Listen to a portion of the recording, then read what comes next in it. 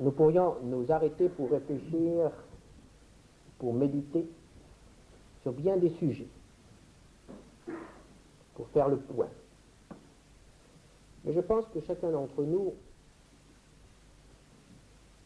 au cours de ces journées, essaye de faire un bilan de ce qu'a été sa vie au cours de l'année écoulée. C'est très important de faire un bilan. Et j'ai pensé que ce matin, nous pourrions tout à nouveau nous placer devant le Seigneur Jésus et essayer de nous réjouir ensemble de ce que nous avons en Jésus,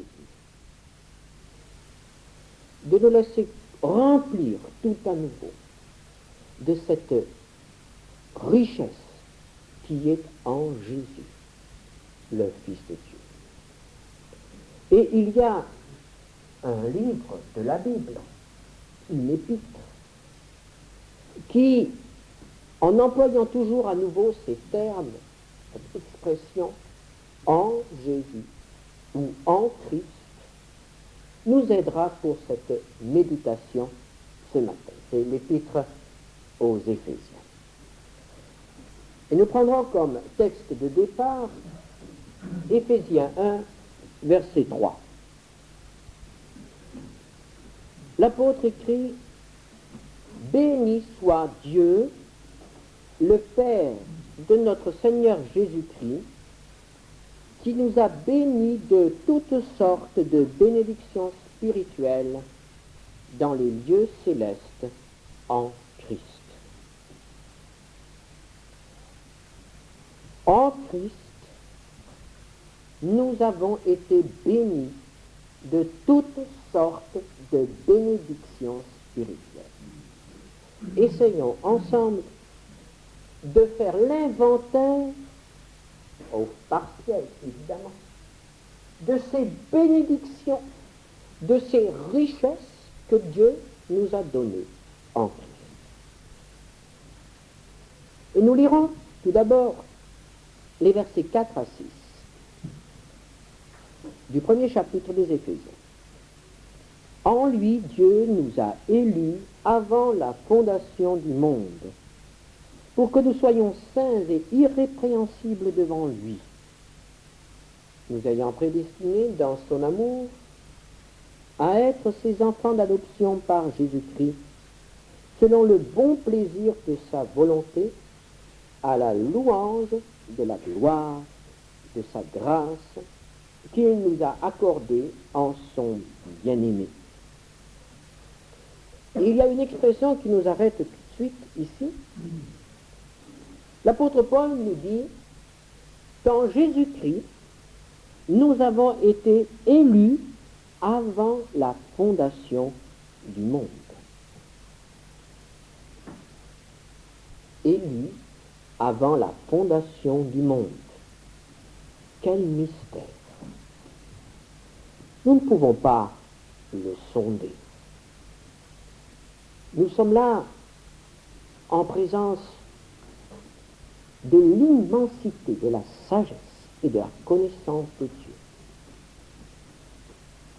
Nous sommes comme une nuit d'été lorsque nous levons les yeux et que nous voyons cet univers, ce ciel étoilé,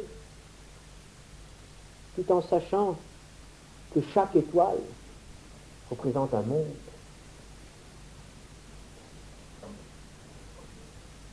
Et que ce que nous voyons se trouve à des milliers et des milliers d'années-lumière de nous. Insondable. Comme écrasés par l'immensité de l'univers. Et ici, nous sommes comme arrêtés par cette connaissance de Dieu, par cette sagesse de Dieu. Nous ne pouvons pas réaliser que Dieu nous ait connus et nous ait élus avant même la fondation du monde. c'est-à-dire avant que les plus anciennes étoiles aient été créées.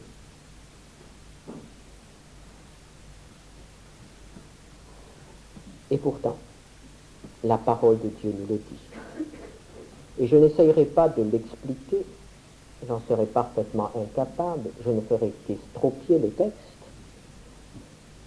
Mais il y a des choses, si nous voulons les comprendre un peu mieux,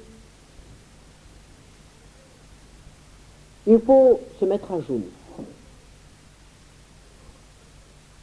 et prendre ce texte et simplement demander au Seigneur, par son Saint-Esprit, de l'appliquer, de l'éclairer et de l'ouvrir pour notre esprit. Il y a des choses que nous ne pouvons recevoir que dans l'adoration, élue avant la fondation du monde, en Christ. Et ceci est très important, en Christ. La Bible nous dit que tout a été créé par Christ et pour Christ.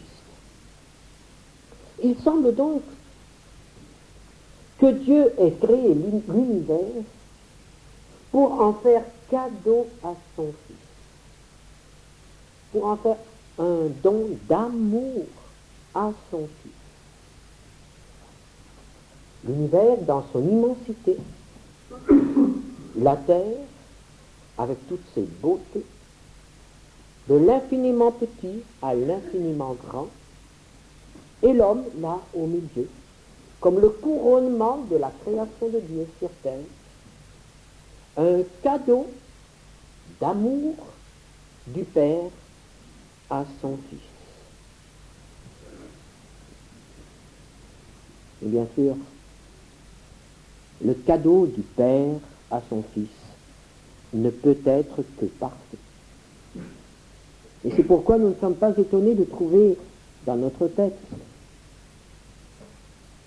cette expression de l'apôtre Paul,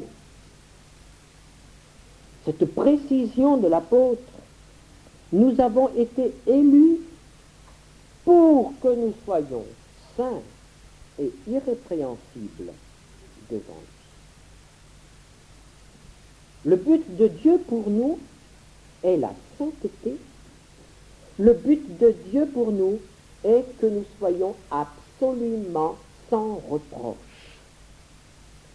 sans tache, sans défaut, sans rien qui puisse attrister le Fils. Dieu ne peut pas donner à son Fils un cadeau imparfait. Il faut qu'il soit parfait. Et nous ne faisons pas partie de ce don de Dieu à son Fils. Et c'est pourquoi le but de Dieu pour nous est de nous rendre parfaits. Évidemment, nous ne sommes pas parfaits.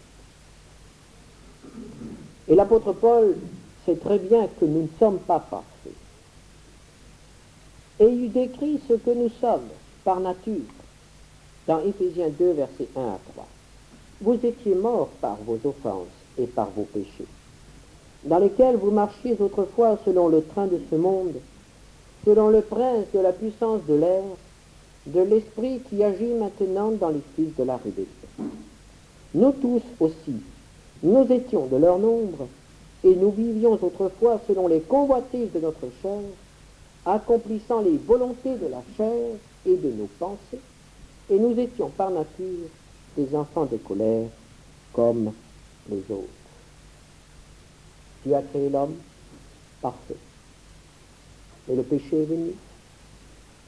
Le péché a établi une séparation entre Dieu et l'homme.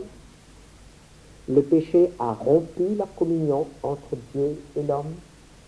Et cet homme qui était pur, cet homme qui était innocent, cet homme qui était en communion avec Dieu est devenu un homme impur, un homme coupable, un rebelle, un homme qui ne veut plus de la présence de Dieu, un homme qui ne peut plus s'approcher de Dieu, qui ne peut pas supporter la présence de Dieu.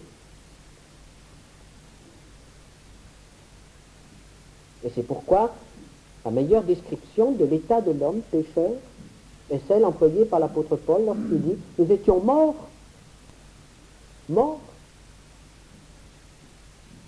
éloignés de la source de la vraie vie qui est Dieu, morts pour toutes les choses de Dieu. » Quel drame lorsque nous pensons que c'est là ce qu'est devenu le don de l'amour de Dieu à son Fils. Ces hommes qu'il a créés pour sa gloire, ces hommes sont devenus des rebelles. Animés par l'esprit de rébellion. Nous devons bien reconnaître que très souvent, et même toujours, les hommes sont conduits par cet esprit de Satan qui les pousse à se révolter contre Dieu, contre l'esprit de Dieu, contre la parole de Dieu. Des rebelles. Et nous devons reconnaître qu'ils sont là les esclaves de Satan. Ils croient être libres, mais ils sont séduits, aveuglés, égarés, nous dit l'apôtre, par nos pensées et par les volontés de la chair. Voilà ce qu'est devenu l'homme. Il est devenu un esclave de Satan, un esclave de ses propres pensées, de ses propres convoitises. Et pourtant, malgré cela, sur cet homme, créature de Dieu, reste marqué ce mot, prédestiné à être saint et irrépréhensible. Et nous pouvons prendre n'importe quel homme dans la rue, et la volonté de Dieu est aussi pour cet homme, quel que soit son état, quel que soit son péché, quel que soit son passé. Sur cet homme, nous avons aussi marqué ces mots, prédestiné à être saint et irrépréhensible devant Dieu. Dieu n'a pas abandonné son dessein, son plan. À sa place, nous aurions abandonné les hommes. Et Dieu n'a pas abandonné. Dieu a maintenu son projet. Il a tout mis en œuvre pour l'accomplir, malgré la révolte persistante de notre humanité. Pourquoi cela? Parce qu'il nous aime, par pur amour. C'est ce qui nous conduit à contempler l'œuvre de Jésus. Chapitre 1er de l'Épître aux Éphésiens, versets 7 à 10. En lui, nous avons la rédemption par son sang, la rémission des péchés, selon la richesse de sa grâce, que Dieu a répandue abondamment sur nous, par toute espèce de sagesse et d'intelligence, nous faisant connaître le mystère de sa volonté, selon le bienveillant dessein qu'il avait formé en lui-même, pour le mettre à exécution lorsque les temps seraient accomplis, de réunir toutes choses en Christ, celles qui sont dans les cieux et celles qui sont sur la terre. En Jésus, nous avons la rémission. La première œuvre de Dieu est le pardon. Rien ne peut être fait sans le pardon de Dieu. Et c'est ce qu'il a offert en premier. Il ne s'est pas adressé aux hommes pour leur dire « Améliorez votre vie, ressaisissez-vous, faites un effort, dominez-vous, donnez-moi des preuves de votre bonne volonté, et après nous verrons. » Dieu s'est adressé à l'homme, à ce rebelle, pour lui dire simplement, je te pardonne. Un pardon total, un pardon gratuit, un pardon sans condition préalable. Je t'offre mon pardon. Là, à nouveau, nous ne pouvons pas expliquer. Nous ne pouvons pas comprendre pleinement. Mais à nouveau, il faut se mettre à genoux et adorer celui qui a le pouvoir de pardonner ainsi. Je te pardonne. Et peut-être qu'alors, avec le prophète Michée, nous nous écrirons avec émerveillement, quel Dieu est semblable à toi, qui pardonne l'iniquité, qui oublie les péchés. Frères et sœurs, je suis persuadé que la plus grande partie des problèmes dans la vie des chrétiens vient de ce que nous n'avons pas une bonne compréhension du pardon de Dieu. Nous sommes des gens qui sont mal pardonnés. Nous sommes venus au Seigneur, il y a peut-être déjà un certain temps, pour recevoir le pardon de nos péchés. Et ce jour-là, si notre repentir a été sincère et si notre foi en Jésus-Christ a pu le saisir, nous avons reçu entier pardon. Et si nous nous souvenons de ce que nous avons ressenti à ce moment-là, nous nous souviendrons certainement que nous avons ressenti un profond soulagement, une paix, une joie,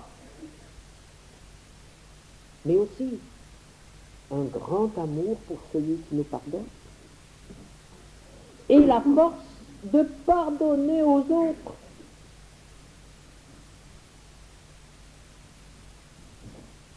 Frères et sœurs, est-ce qu'aujourd'hui, tout à l'heure, en prenant part au repas du Seigneur, nous avions ces mêmes sentiments en nous? Est-ce qu'il y avait en nous ce soulagement, cette paix, cette reconnaissance, cet amour, comme le premier jour? Pourquoi pas? Parce que nous sommes mal pardonnés.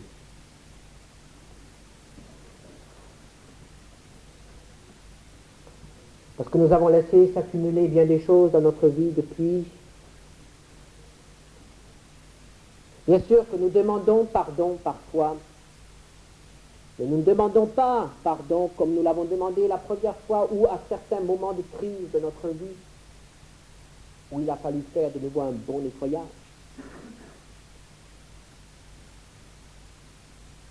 Et c'est pour cela que nous ne vivons pas du pardon.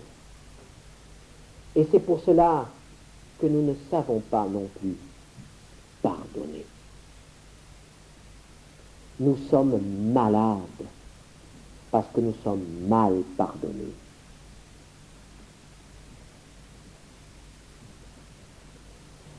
Dieu nous dit ce matin, je te pardonne. Je te pardonne par pur amour. Je te pardonne gratuitement, sans condition préalable.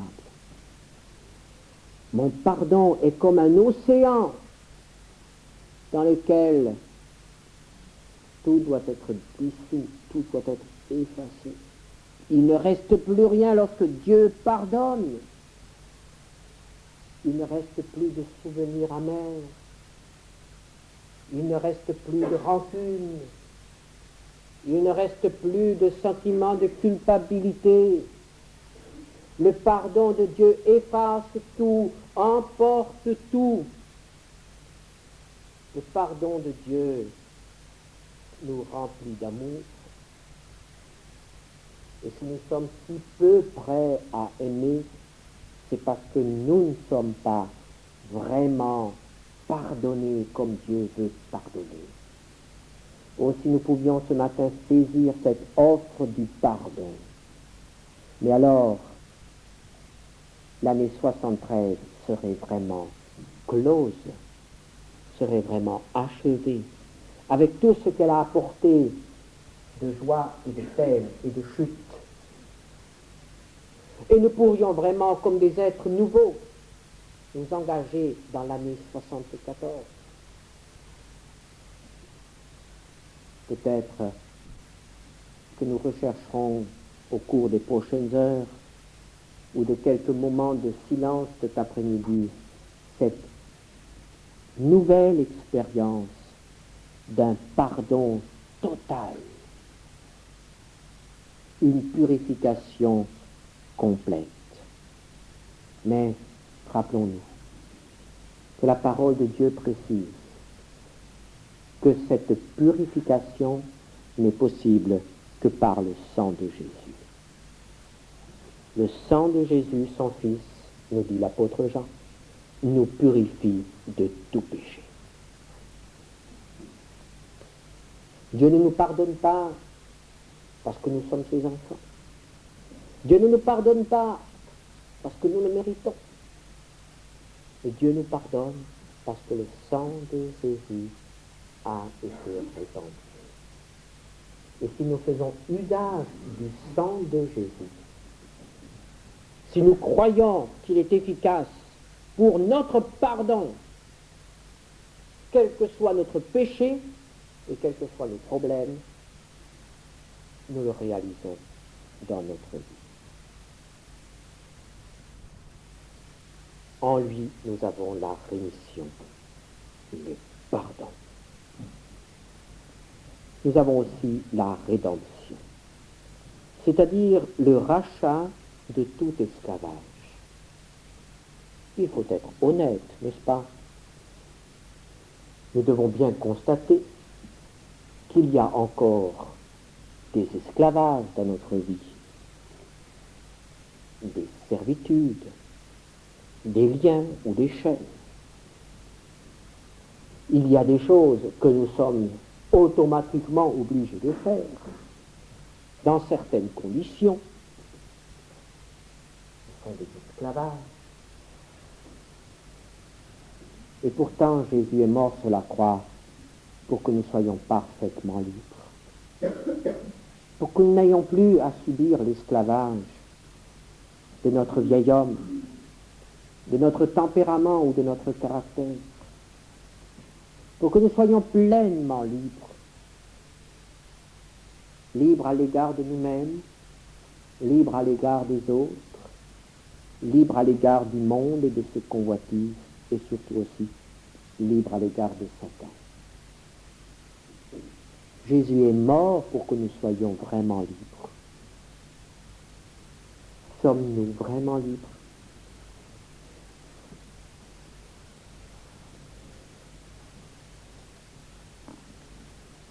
En Christ élu, en Christ racheté, pardonné, et l'apôtre Paul poursuit, en Christ nous sommes aussi devenus héritiers.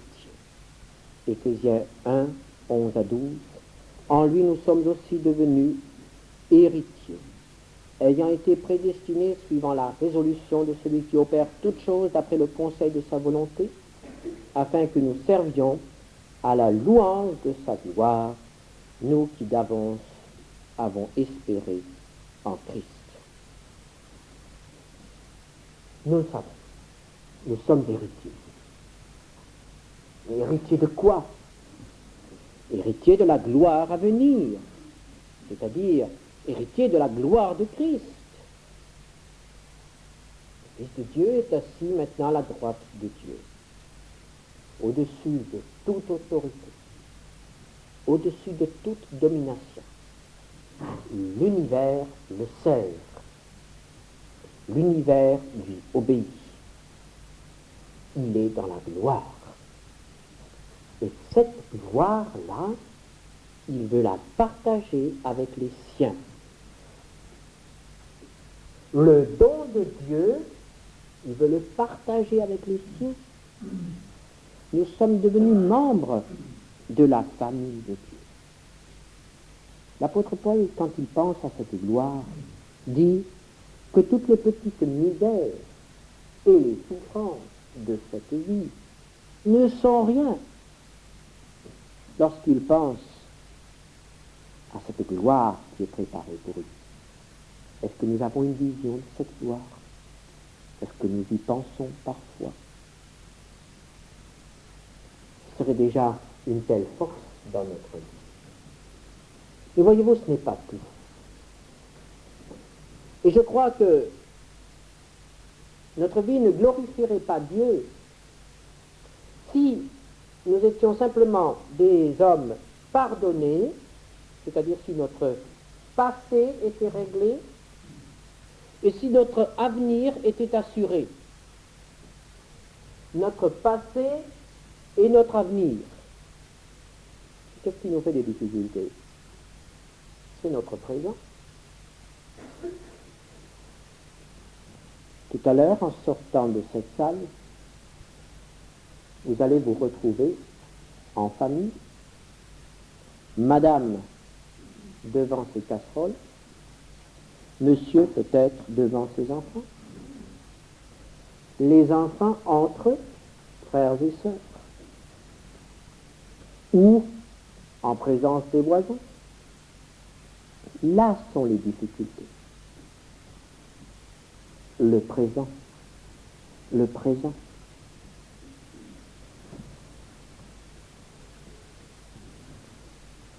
Si Dieu n'avait pas de réponse pour notre présent, bien sûr, ça serait merveilleux. Un passé réglé et un avenir assuré. Mais Dieu a une réponse pour notre présent. Et cette réponse est en Christ. Il nous est dit que Jésus a fait de nous un homme nouveau. Éphésiens 2, verset 15. Ou Éphésiens 4, verset 24, il est dit, nous devons revêtir l'homme nouveau, créé selon Dieu dans une justice et une sainteté que produit la vérité. L'homme en Christ est un homme nouveau. Jésus dit, voici, je fais toutes choses nouvelles. L'apôtre Paul, ailleurs, dit, si quelqu'un est en Christ, il est une nouvelle créature. Nous sommes des hommes nouveaux face à un présent, face à des circonstances que tout le monde connaît. Et nous avons des ressources nouvelles. Et quelles sont ces ressources? Verset 6 du chapitre 2.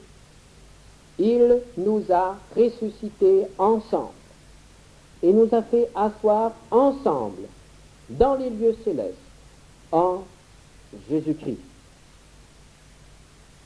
La force de l'homme nouveau, c'est d'être conscient de sa position en Christ,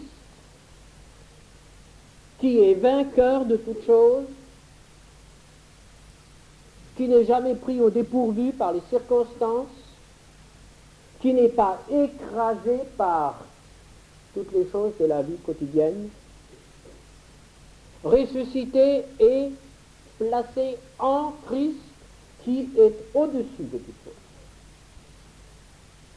Il n'y a que par la foi que nous pouvons accéder à cette position. Elle nous est offerte. Mais nous ne la vivons pas parce que nous sommes incrédules. Et nos difficultés viennent de ce que nous voulons vivre une vie chrétienne, résoudre d'une manière chrétienne nos problèmes de tous les jours, non pas comme des hommes nouveaux, mais avec notre ancienne intelligence, avec notre ancienne volonté, avec nos forces qui sont des forces du vieil homme. Et de temps en autre, nous demandons au Saint-Esprit de nous aider. Et ce n'est pas ce qu'il veut. Il veut que nous ayons une autre position. Il veut que nous soyons conscients que nous avons été introduits dans le corps de Christ et que nous avons part à sa victoire dans les lieux célestes. Le chrétien est un homme qui reçoit ses forces, son inspiration d'en haut. Et non pas un homme qui essaye de vivre en bas selon les normes d'en haut, mais avec les forces d'en bas. Cela aboutit toujours à l'écrasement, à la défaite, au découragement et aux crises. Il faut qu'il y ait vraiment une distinction, une séparation. La chair ne peut pas produire les fruits de l'esprit. Il faut que ce soit clair.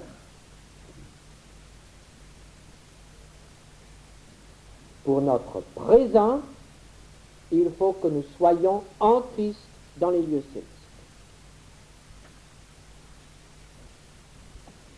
À nouveau, toutes mes explications et la lecture de tous les livres qui pourraient traiter de ce sujet ne suffisent pas pour nous faire réaliser cela.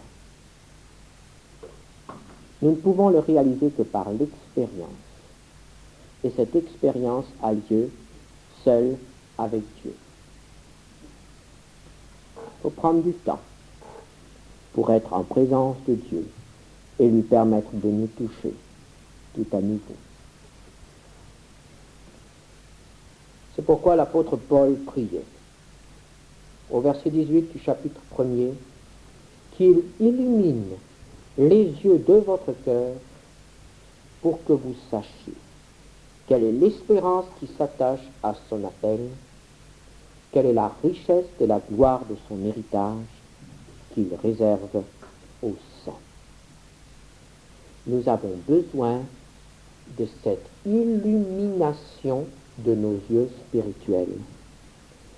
Et si nos yeux spirituels sont illuminés, toute notre vie sera illuminée.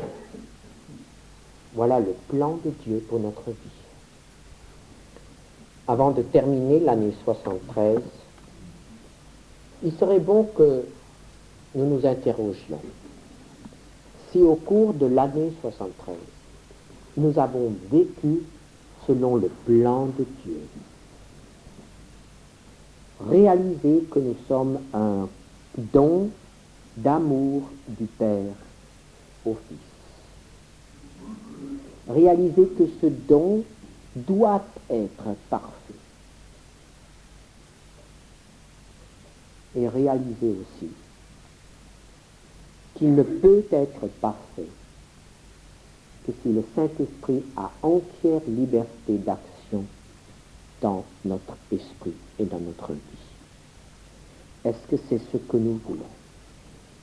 Est-ce que nous sommes d'accord avec le plan de Dieu? Il y aura peut-être des rajustements à faire.